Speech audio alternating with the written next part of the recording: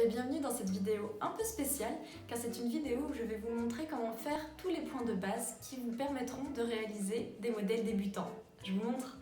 Alors pour commencer cette vidéo, je vais d'abord vous montrer comment commencer un tricot. C'est-à-dire que je vais vous montrer comment monter des mailles. Pour ça, vous avez besoin que d'une aiguille pour commencer et bien sûr de votre pelote de laine. Alors, votre aiguille, moi ce que je vous conseille c'est de la bloquer, de la maintenir. Moi ce que je fais souvent c'est que je la coince entre mes genoux comme ça, elle bouge pas et c'est beaucoup plus pratique pour montrer les mailles. Donc voilà, vous la coincez et ensuite vous allez prendre votre laine et là, le bout vous allez en prendre une certaine longueur. Plus vous allez avoir besoin de monter des mailles et plus il faudra laisser un bout long. Là, on va monter une dizaine de mailles, il n'y a pas besoin d'une grande longueur. On va prendre une trentaine de centimètres, ça va suffire. Et là, pour monter les mailles, je vous montre la technique. La première, ce que vous allez faire, c'est une double vrille. Comme ça, vous allez tordre votre maille 2 fois. Voilà, ça vous fait une petite boucle. Et là, vous allez la passer sur votre aiguille et serrer. Ensuite, toutes les autres mailles, vous allez les monter de la même manière. Vous allez faire une boucle. Voilà, avec vos doigts. Une boucle comme ça, donc ce brin qui passe bien devant. Et là, vous allez enfiler la boucle sur votre maille. Et avec le fil qui est là, vous allez entourer devant votre aiguille, puis derrière. Et là, cette boucle-là, vous allez la passer par-dessus. Et ensuite, vous allez pouvoir serrer. Et là, vous voyez, ça vous fait une petite chaînette. Et si vous continuez, la chaînette va continuer également.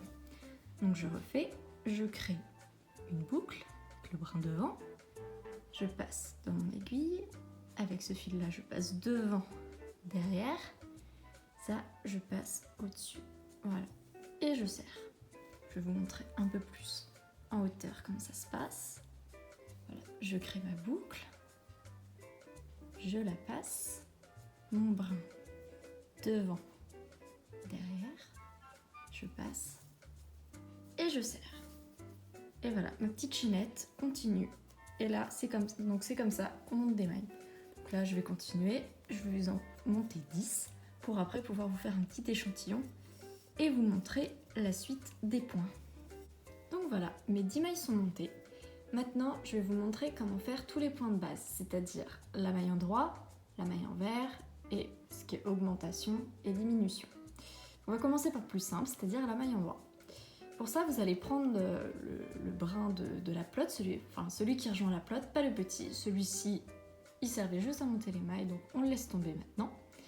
Et là, donc, vous allez attraper le fil. Moi, je l'entorticote entre mes doigts, mais après, il n'y a pas vraiment de règle. C'est selon comment vous vous sentez à l'aise avec vos mains. Et là, je vais le placer donc derrière. Voilà, là, il est bien derrière mon aiguille. Et pour faire une maille endroit, avec mon aiguille de droite, je vais piquer, vous voyez, du bas vers le haut de mon aiguille. Voilà, je pique la maille comme ça, donc il faut bien la prendre. Et là, avec ce brin-là, je vais entortiller comme ça, devant, derrière. Et là, je vais ressortir ma maille. Et une fois que j'ai ça, cette maille-là, je vais pouvoir la laisser tomber. Elle ne va pas se détricoter parce que justement, elle a déjà été tricotée et elle se trouve sur le brin droit maintenant. Et ensuite, je recommence. Donc, je vous montre bien, on pique du bas vers le haut. Voilà, comme ça. Je vous montre bien ce que ça fait pour que vous vous rendiez bien compte. Et ensuite, voilà, j'entoure et je ressors. Je vous montre un petit peu plus vite. Je pique, je ressors, j'enroule et je ressors. Et là, je laisse tomber la maille. Surtout bien penser à laisser tomber la maille, parce que si vous ne le faites pas, vous allez avoir trop de mailles sur cette aiguille-là, et vous n'allez plus avoir le même nombre de mailles à la fin de votre rang. Je recommence, je pique, j'enroule, et je ressors. Et là, on peut faire ça jusqu'à la fin du rang. Voilà. Voilà, j'ai fini de tricoter le rang, et maintenant, toutes mes mailles, donc j'en ai toujours 10, sont placées sur mon aiguille de droite.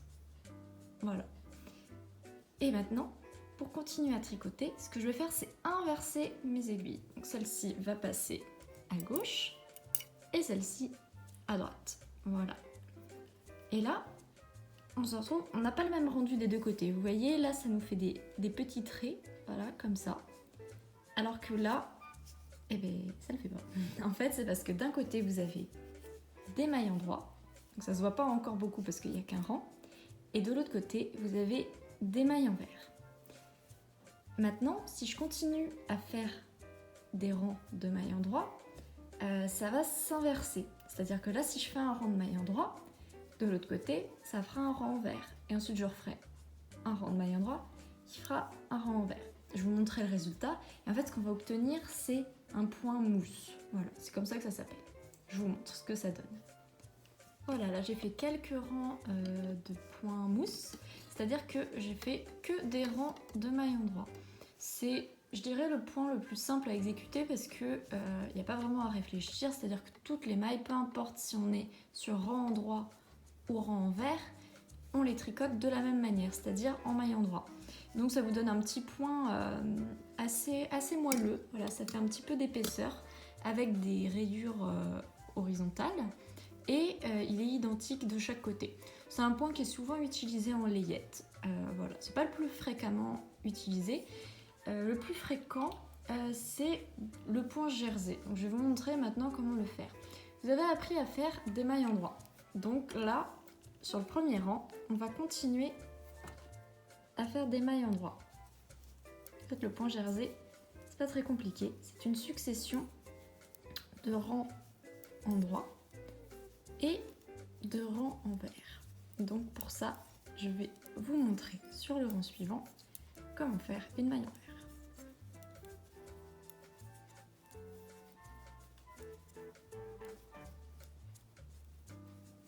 Voilà, mon rang est fini. Donc je retourne mes aiguilles. Voilà. Et maintenant, donc on est sur le rang envers. Pour savoir si vous êtes sur le rang endroit ou sur le rang envers, c'est pas très compliqué. Le petit fil qui est là, quand il est situé à droite, c'est que vous êtes sur un rang endroit. Et quand il est situé à gauche, c'est que vous êtes sur un rang envers. Voilà, c'est comme ça qu'on se repère. Maintenant, la maille envers. Alors, tout à l'heure, pour une maille endroit, on avait placé le fil derrière notre aiguille. Là, on va le laisser devant. Et l'aiguille, au lieu de piquer du bas vers le haut, comme pour une maille endroit, va faire l'inverse. On va piquer du haut vers le bas. Et là, le fil, on l'enroule comme ceci. Voilà. Toujours devant, derrière. Et là, on ressort et de la même manière que pour les mailles endroits, on laisse tomber le fil. Enfin, la maille, je veux dire. On recommence. Voilà. On pique. On enroule. Et on ressort. Je refais une dernière fois. Je pique. J'enroule. Je ressors et je laisse tomber la maille. N'hésitez pas à revenir en arrière si vous avez mal compris comment on faisait le point, il n'y a pas de souci. Voilà, et là je vais finir le rang comme ceci.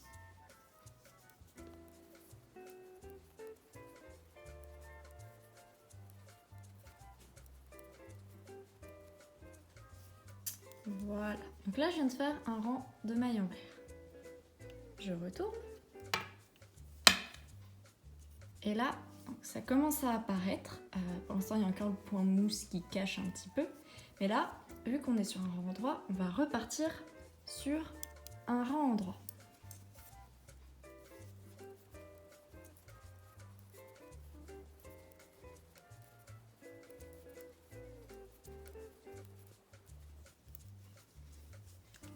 Voilà, mon rang de mailles endroit est terminé. Maintenant, je peux passer sur le rang envers qui sera un rang de mailles envers. Et à la fin du rang, vous allez voir le point jersey commence à apparaître. Ça, c'est vraiment le point, on va dire, le plus utilisé. Hein, c'est voilà.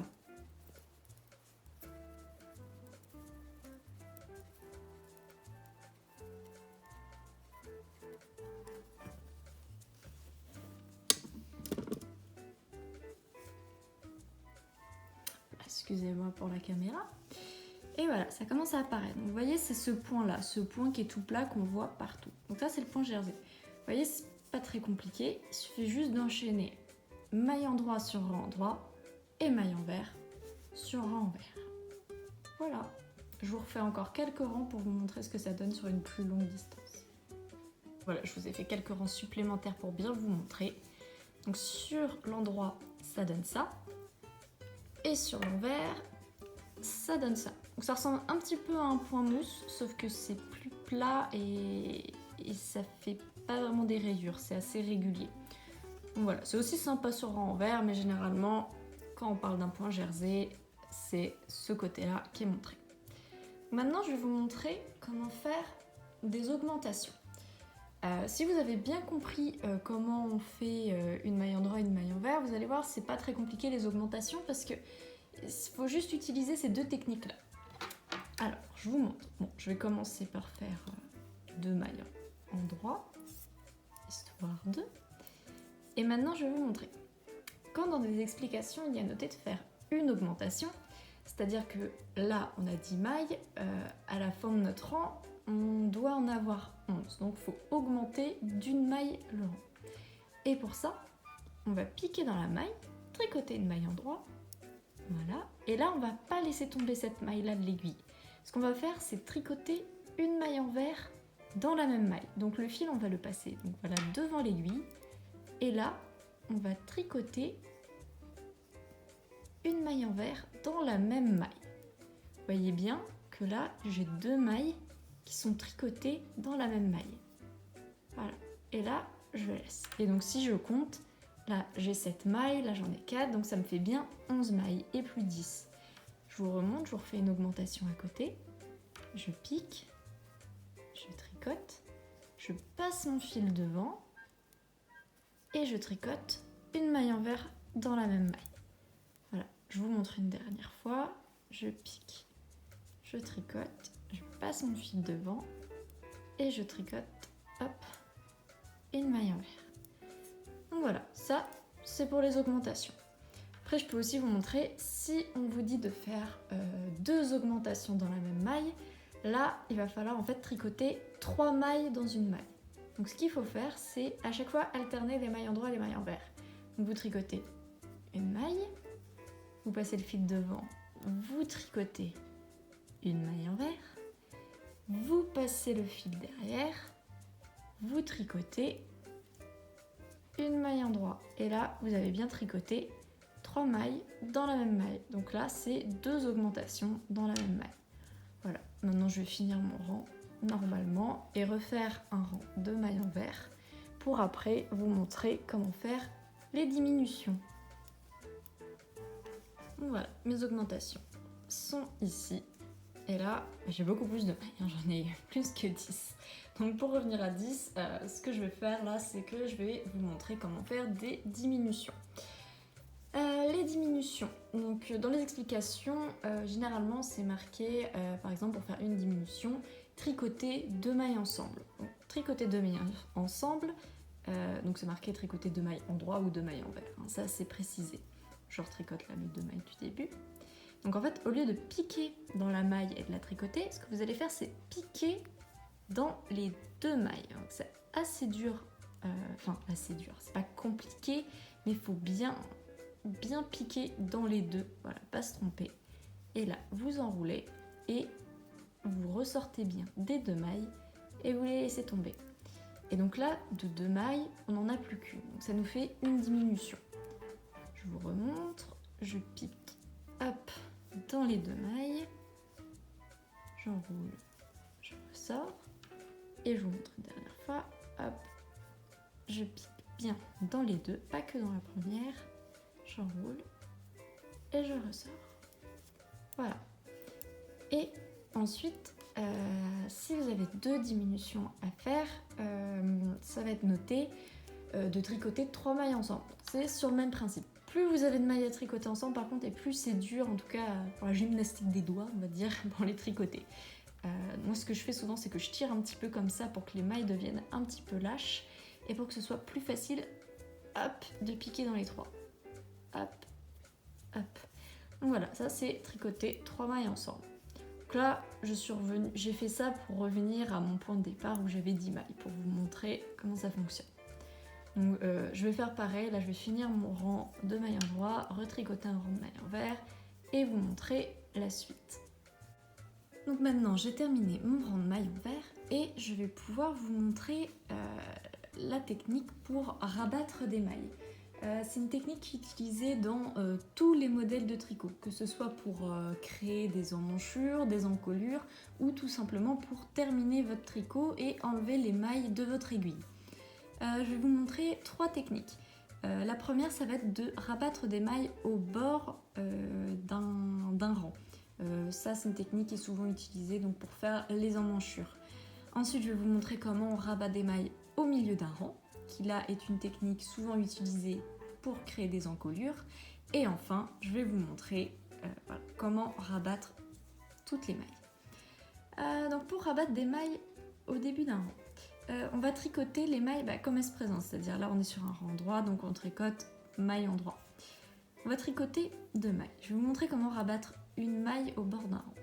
Une fois qu'on a tricoté ces 2 mailles, en fait c'est cette maille-là qu'on va vouloir rabattre. Et pour cela, c'est pas très compliqué, on va l'attraper et la passer au-dessus de la deuxième maille. Et voilà, là la maille, elle est rabattue. Je peux vous montrer comment on en rabat une deuxième. Voilà, je tricote. Hop, je le tricote en maille en droit. J'attrape la première maille sur l'aiguille et je la passe au-dessus de la deuxième. Et voilà, là j'ai rabattu 2 mailles. Là c'est la technique pour rabattre des mailles au début d'un rang.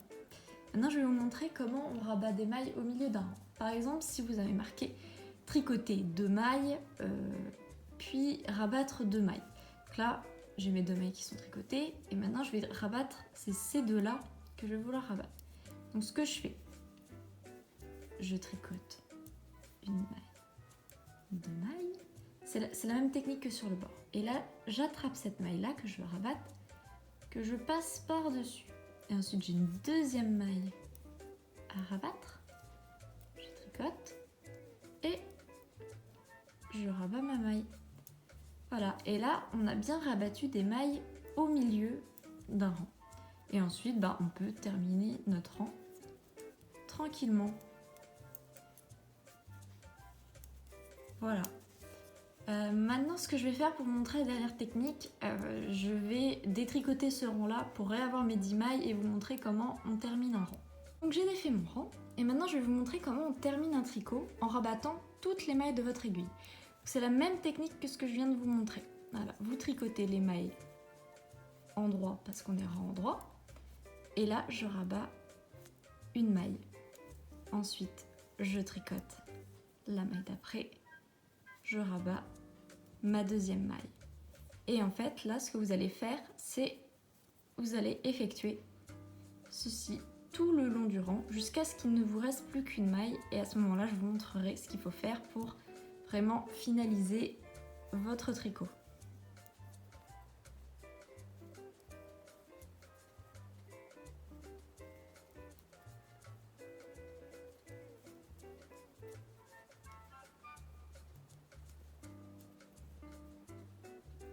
Voilà, toutes mes mailles sont maintenant rabattues et il ne m'en reste plus qu'une qui est ici. Donc il ne faut pas l'enlever de votre aiguille, sinon tout va se détricoter.